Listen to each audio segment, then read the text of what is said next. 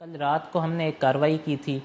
जिसमें हमने कायदाबाद के इलाके से जो है एक गाड़ी में 4 मुलज़िमान को इंटरसेप्ट किया और उनको जब चेक किया गया तो उनकी कस्टडी से भारी तादाद में एक्सप्लोजिव ग्रेनेड्स और वेपन्स बरामद हुए।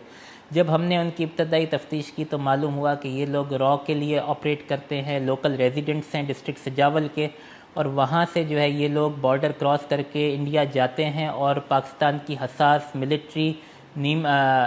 पैरामिलिट्री और सिविलियन इंस्टॉलेशंस की इंफॉर्मेशन, वहाँ पर ट्रूप डिप्लॉयमेंट, सिक्योरिटी मेजर्स, जो वहाँ पर लॉजिस्टिकल इंफ्रास्ट्रक्चर, वहाँ की तमाम मालूमात अपने फ़ोन में सेव करते हैं अलॉन्ग विथ लोकेशंस, लेट और लॉन्ग लोकेशंस के साथ ये वो अपने फ़ोन में स्टोर करते हैं। बॉर्डर क्रॉस करके इंडिया जाते हैं और वहाँ पर ये डेटा जो है वो प्रोवाइड करते हैं रॉ के एजेंट्स को।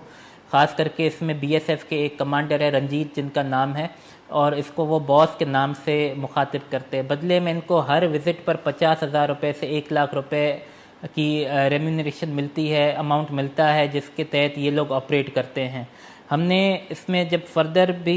तफ्तीश की है आगे तो हमें पता लगा है कि इसमें ये काम हो रहा है 2009 से जो हमारा प्रिंसिपल अक्यूज़ड है मोहम्मद ख़ान बोरियो,